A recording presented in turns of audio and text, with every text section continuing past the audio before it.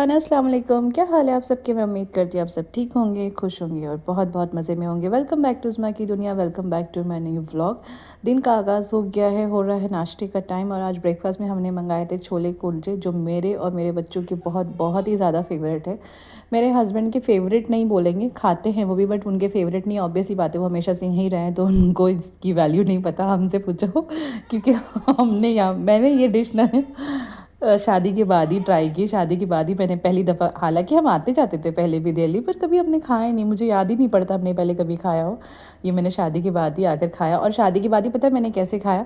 मेरी जो नंद है ना, उनके बच्चों के बहुत, वो भी यहाँ पे नहीं रहती ना, वो भी जयपुर रहती, तो उनके बच्चों को भी बहुत पसंद आता। वो जब भी यहाँ पर आती ना, उनके बच्चे इसी का ब्रेकफास्ट करते हैं, ये उनका फेवरेट नाश्ता है।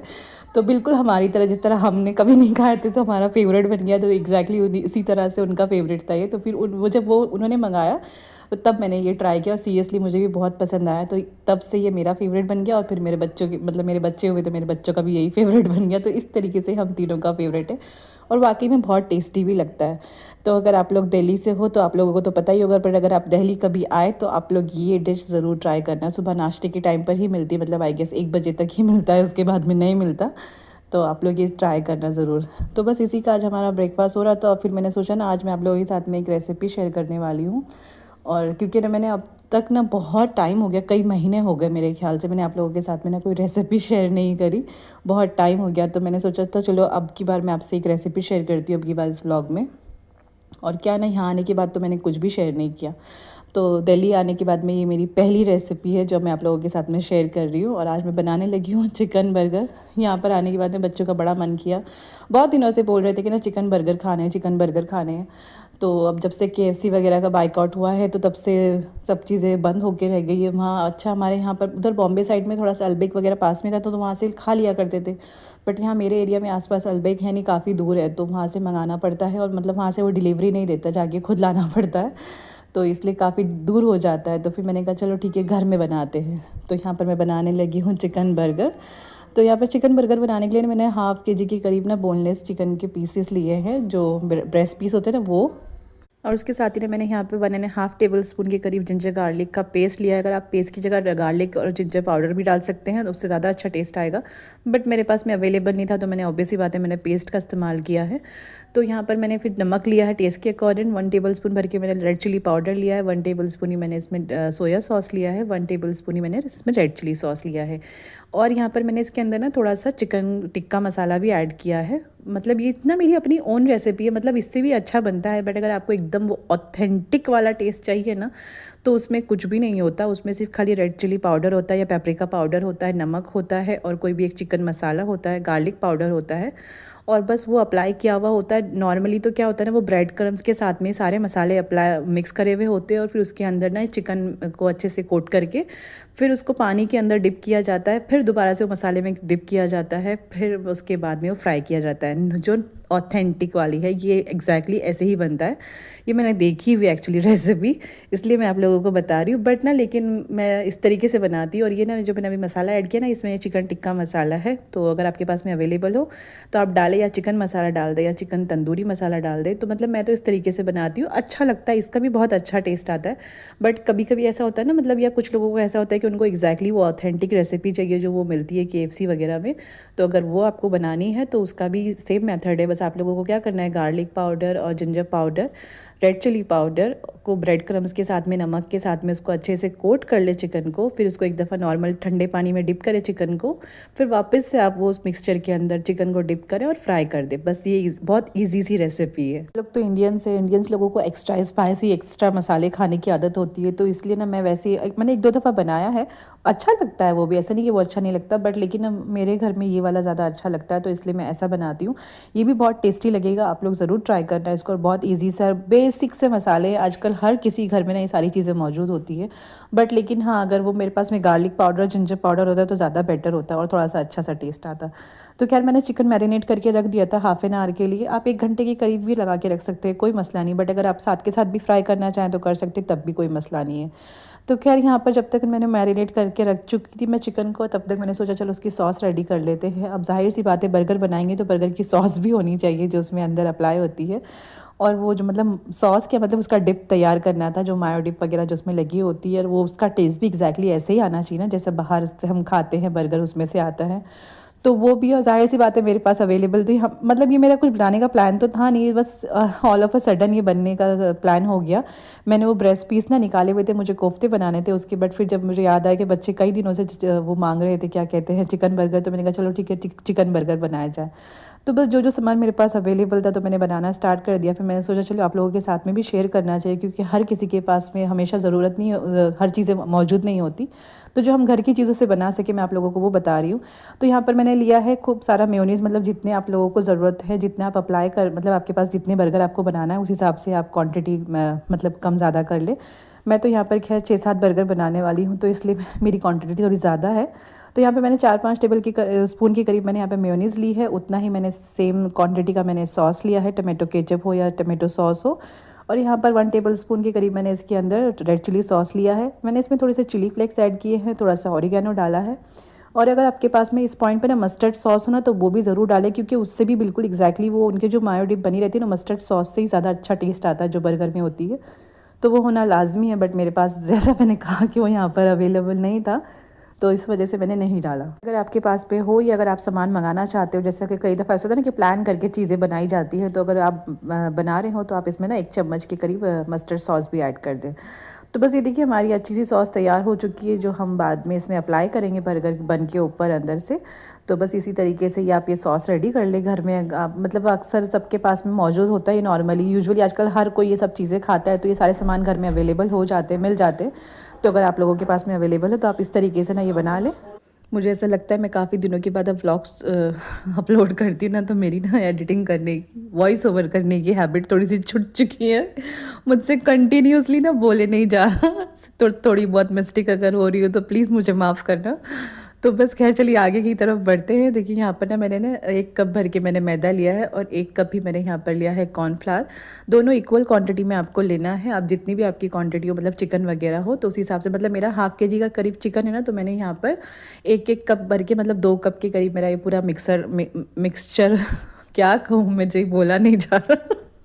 I am really sorry. खैर जो भी है, ये 2 कप के करीब है हमारे पास में। अब इसके अंदर हम थोड़ा सा नमक ऐड करेंगे, थोड़े से रेड चिली फ्लेक्स ऐड करेंगे और थोड़े से हम इसके अंदर ऑरिगेनो ऐड करेंगे। अगर आप ये नहीं डालना चाहते तो आप इसके अंदर नमक और लाल मिर्च ज़रूर डालें। उससे क्या होगा ना, जो ऊपर की कोटिंग होती है ना, वो फीकी फीकी सी नहीं लगेगी, अच्छा टेस्ट आएगा इसकी वजह से। तो इसलिए ना इसके अंदर भी वो सारी चीज़ें होनी चाहिए। मतलब मैं तो ऐसे ही बनाती हूँ, बट अगर आप लोग नॉर्मली भी बना ऐसे खाली डायरेक्ट कोट करना चाहो तो वो भी कर सकते हो। तो खैर यहाँ पर ना, अच्छा अगर आप, मैंने यहाँ पर सिंगल कोटिंग करी है, क्योंकि ना मेरे मोहम्मद को ना वो डबल कोटिंग वाला है ना, मतलब वो बहुत ज़्यादा क्रिस्पी हो जाता है ना, तो वो मोहम्मद नहीं खाता, ऊपर से ना वो पूरा ना उतार देता है पार्ट और फिर अंदर से चिकन निकाल के खाता है। तो इस वजह से मैंने तो यहाँ पर खैर सिंगल कोटिंग की है, बट अगर आपको डबल करनी है ना तो आपको बस सिर्फ यही करना है, सेम मिक्सचर के अंदर आपको ना पहली दफ़ा चिकन को डिप करना है इसके अंदर अच्छे से। चिकन जब सारा मैदा उस पर लग जाएगा ना, तो उसके बाद आपको एक नॉर्मल बोल में पानी लेना है नॉर्मल टेम्परेचर का, और उसके अंदर आपको चिकन को डिप करना, बस फ़ौरन निकाल देना और फिर वापस से आप इसके अंदर मैदे के अंदर डाल के उसको अच्छे से कोट करके ये सारा, और फिर आप उसको फ्राई करना। तो इस तरीके से डबल कोटिंग हो जाती है और बहुत अच्छे से अप्लाई हो जाता है, मतलब ना ये जो भी कुछ है मैदा वगैरह ना उतरता नहीं है और अच्छे से स्टिक हो जाता है। तो जब मैं अपने लिए और अपने हस्बैंड के लिए बनाती हूँ ना, तो मैं ऐसे, मतलब पहले मैं बच्चों के लिए बनाती हूँ, उसके बाद मैं अपना बनाती हूँ। तो इस वजह से जब मैं पहले इनके लिए बनाती हूँ तो मैं सिंगल कोटिंग वाला बनाती हूँ, बट जब मैं अपने लिए बनाती हूँ तो मैं डबल कोटिंग करती हूँ। तो बस ये मैं आप लोगों को बता रही हूँ, अगर आप लोग इस तरीके से बनाना चाहें तो ऐसे भी बना सकते हैं और ऐसे भी बना सकते हैं, दोनों ही तरीके से अच्छा लगता है। बट लेकिन अगर ज़्यादा क्रिस्पी चाहिए, जो क्या कहते हैं ऊपर से जो क्रिस्प होता है ना वो ज़्यादा चाहिए, तो आप लोग डबल कोटिंग ही करना, बहुत अच्छा टेस्ट भी आता है और अच्छी भी लगती है। तो क्या देखिए यहाँ पे चिकन के जो पीसीस है ना, देखो मैं पहले ना शुरू में जब मैंने इसको मैरिनेट किया था ना, तो मैं ना उसके अंदर कट लगाना भूल गई थी, बट अगर आप लोग कट लगा लेना तो ज़्यादा अच्छे से मसाला चला जाता है। तो इस तरीके से मैं फोक की मदद से उसके अंदर ना थोड़े से कट लगाने की कोशिश कर रही थी कि सारा मसाला ना अच्छे से वापस इसके अंदर चला जाए। तो बस यहाँ पर मैंने अच्छे से इसमें कट लगा ली, और जब मैंने चिकन को मैरिनेट करने के लिए निकाला था ना, मैंने उससे पहले ना चूल्हे पर ना ऑयल गर्म करने के लिए चढ़ा दिया था, ताकि जब तक मैं ना ये जो कोटिंग करूँगी इसकी तब तक ना ऑयल अच्छे से गर्म हो जाएगा। मैंने यहाँ पर नॉन स्टिक कढ़ाई ली है, आप आप कोई भी कढ़ाई में, मतलब जिस पे आपका, अगर आपके पास में कढ़ाई हो नॉन स्टिक तो बहुत अच्छी बात है, बट अगर आपके पास कोई और कढ़ाई हो आप उसमें भी कर सकते हैं, क्योंकि अब इसमें मैदा वगैरह लगा होता है तो चिपकता विपकता तो ये है नहीं, बट लेकिन अगर नॉन स्टिक हो तो सेफ़ साइड वो ज़्यादा बेटर रहता है, तो इसलिए आप नॉन स्टिक में बना सकते हैं। तो बस इस तरीके से ना मैंने, देखो मैं यही कह रही थी कि ना कि इसको ना अच्छे से कोट करना है आपको। जो पाउडर है ना, पाउडर कह रही हूँ, जो मैदा है ना, पता ही नहीं क्या हो रहा है, मैं बहुत ज़्यादा फंबल कर रही हूँ आई गेस, मुझसे बोला नहीं जा रहा। खैर इस तरीके से ना आपको इसको अच्छी तरीके से कोट करना है मैदे के अंदर, और फिर बाद में आपको निकाल के इसे साइड में रख लेना है। बस ये वाला पार्ट मैं बोल रही थी आपको, जब आप इस तरह पहली कोटिंग करो ना तो उसके बाद आप इसको पानी में डिप करो। अगर आपको डबल करनी है, पानी में डिप करो और फिर निकाल के वापस से आप इस मैदे के अंदर डालो और फिर निकाल के आप उसको फ्राई कर लो इस तरीके से। तो बस मैं तो सिंगल कर रही हूँ क्योंकि बच्चों के लिए बना रही थी मैं, पहले शुरू में उन्हीं को देना था, नहीं तो उन्होंने शोर मचाना था और हाँ किसी को खाने नहीं देना था, तो इस वजह से मैं पहले बच्चों को ही बना कर देती हूँ। पता नहीं, मैंने बहुत से लोगों को देखा है, पता नहीं वो कौन सी माएँ होती हैं। मैंने अक्सर ना बहुत लोगों, मतलब मैं व्लॉग में भी देखती हूँ, खैर मैं नाम तो नहीं लेना चाहूँगी, और मेरे आसपास भी बहुत है ऐसे लोग, मैं उनका भी नाम नहीं लेना चाहूँगी, कि उन लोग ना पहले खुद खाते हैं कि ना पहले हम खा लें फिर बाद में हम आराम से तसल्ली से बच्चों को खिलाएंगे। पता नहीं कैसी माएँ होती कि उनके हलक के नीचे से उतरता है कैसे कि पहले हम खा लें और फिर हम बच्चों को खिलाएंगे। मेरा तो बिल्कुल नहीं उतरता हलक से नीचे, सीरियसली बता रही हूँ। जब तक मेरे बच्चे खाना नहीं खा लेते ना तब तक मेरा खाना नहीं होता। मेरे बच्चे के मतलब घर में अगर कोई गेस्ट आया हुआ है तब तक वो लोग नहीं खा ले, बाकी सब नहीं खा ले, तब तक मेरे हलक से नीचे खाना नहीं जाता। तो खैर मेरा तो हिसाब ऐसा, और ख़ास कर स्पेशली बच्चों का मामला हो तब तो बिल्कुल नहीं उतरता। और पता नहीं वो कैसी माएँ होती जिनके अलग से खाना उतर जाता है, जो पहले खा लेती फिर बाद में बोलती अब मैं बच्चों को तसल्ली से खिलाऊंगी। अरे भाई पहले बच्चों को खिलाओ उसके बाद में तुम खुद खाओ। खैर शायद उनकी माँओं से भूख बर्दाश्त नहीं होती होगी, इसलिए वो शायद वो पहले खुद खाने बैठ जाती है। तो खैर यहाँ पर हमारा ऑयल गर्म हो चुका है, और देखिए मैं जो भी बोल रही हूँ ना इसका मतलब किसी की भावनाओं को ठेस पहुँचाना नहीं है, प्लीज़ मेरी बात का गलत मतलब मत लेना। बस एक जनरल सा थॉट है, मेरे मन में आया तो मैंने कह दिया। हो सकता है कि आप में से बहुत से लोग ऐसा करते हो और आप लोगों को लग रहा होगा मैं आप लोगों के बारे में बात कर रही हूँ, बट लेकिन ऐसा कुछ नहीं है। हर किसी की अपनी अपनी चॉइस होती है, जिसको जैसा करना है वैसा करे। खैर यहाँ पे देखिए हमारा ऑयल अच्छे से गर्म हो चुका है, और यहाँ पर ना मैंने मतलब इस ना तेल अच्छे से गर्म होना बहुत ज़रूरी है, ये भी एक पॉइंट है। ऐसा नहीं हो कि ना तेल कच्चा, मतलब ज़्यादा ठीक से गर्म ना हुआ हो और आपने इसमें अंदर डायरेक्ट चिकन डाल दिया तो सारी जो भी आपकी कोटिंग है सारी उतर के अलग हो जाएगी। चिकन डालने के बाद में उसको 1-2 मिनट के लिए हम ऐसे ही छोड़ देंगे, उसको ना चम्मच नहीं चलाएंगे ना उसको छेड़ेंगे, ताकि वो अच्छे से जो हमारी जो कोटिंग ना वो उतरे नहीं, उस पर अच्छे से चिपक जाए, और उसके बाद हम उसके अंदर चम्मच चलाएंगे। और बहुत ज़्यादा चम्मच चलाने की ज़रूरत नहीं है, आराम से पहले 2-4 मिनट के लिए आप एक साइड से सेक दें, फिर बाद में 2-4 मिनट के लिए आप एक साइड से, मतलब 5-5 मिनट करके आप दोनों साइड से उसको गोल्डन ब्राउन कर ले अच्छे से। और एक पीस के अंदर आप थोड़ा सा, अगर आप चाहें ना तो चेक करके देख लीजिए, अगर आपको लगे कि पीस अंदर से गल चुके हैं तो आपके, और मतलब इस पॉइंट पे जब आप डाल लेना, पहले शुरू में 1-2 मिनट आपकी फ्लेम हाई रखना, फिर उसके बाद में आप लो टू मीडियम कर देना अपनी फ्लेम। उससे क्या होगा ना, आपकी जो ऊपर जो मैदा है तो वो मैदा एकदम से जल जाएगा और अंदर से चिकन जो है ना वो कच्चा रह जाएगा। तो इसलिए ना पहले स्टार्टिंग में जब तक आपकी कोटिंग अच्छे से स्टिक नहीं हो जाती ना चिकन के ऊपर, तब तक आपको फ्लेम हाई रखनी है। उसके बाद में आपको 1-2 मिनट बाद आपको फ्लेम लो करनी है। और ये ध्यान रखना है, मतलब ये बहुत एहतियात की चीज़ें होती है, आदमी ना नोटिस नहीं कर पाता, एकदम से जल जाता है चिकन, मतलब ऊपर की जो कोटिंग है एकदम से जल जाएगी, ब्लैक हो जाएगी, और अंदर से चिकन कच्चा रह जाएगा। तो बस इसी तरीके से ना दोनों साइड से आप चिकन को ना फ्राई कर ले, अलट पलट के, और फ्लेम का थोड़ा ध्यान रखें, हाई फ्लेम नहीं होनी चाहिए, बस लो टू मीडियम रखें। और बस इतना ध्यान रखें कि चिकन अंदर से पक भी जाए और ऊपर से जो हमारा जो कोटिंग है ना ये जलनी नहीं चाहिए। तो देखिए बस फिर उसकी थोड़ी देर बाद आप निकाल लें, जब आपको लगे कि चिकन अंदर से पक चुका है तो आप उसको डिश आउट कर ले। और देखिए हमारा क्रिस्पी सा चिकन बनके तैयार हो चुका है।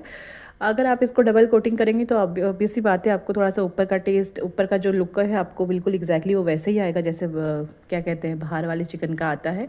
तो बस ये यहाँ पर सिंगल कोटिंग का, इसलिए आपको ये थोड़ा सा ऐसा लग रहा होगा, बट लेकिन अगर आप डबल कोटिंग करके आप निकालेंगे ना तो बिल्कुल एग्जैक्टली वो दिखने में भी वैसे ही लगता है और टेस्ट भी वैसे ही आता है।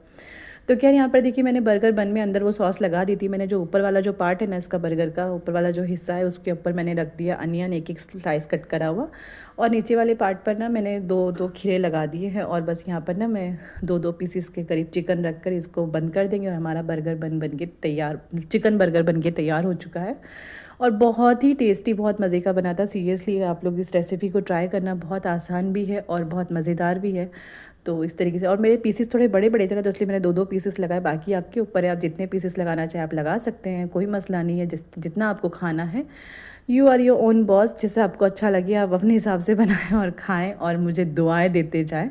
अगर रेसिपी अच्छी लगे तो अगर अच्छी नहीं लगे तो प्लीज़ मुझे कुछ बुरा भला मत कहना।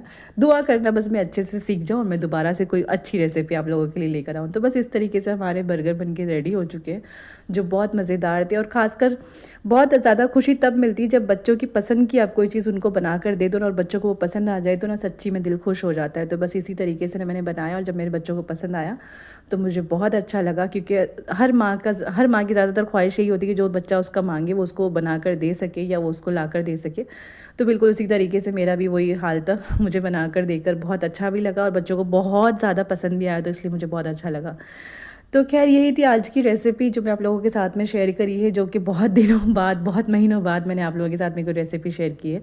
तो आप लोग इसको ट्राई ज़रूर करना और मुझे कमेंट करके बताना आपको मेरी रेसिपी कैसी लगी। कोई डाउट हो तो आप लोग मुझसे पूछ सकते हो। और ये मेरी एक सब्सक्राइबर ने भी मुझसे कहा था एक्चुअली, जो उन्होंने कहा था मुझसे, मैंने उनसे मतलब वो मेरे से बात करती रहती है, तो मैंने उनसे कहा था कि ना हाँ, मैं बनाने वाली हूँ चिकन बर्गर, इंशाल्लाह आप लोग आपके साथ शेयर करूँगी।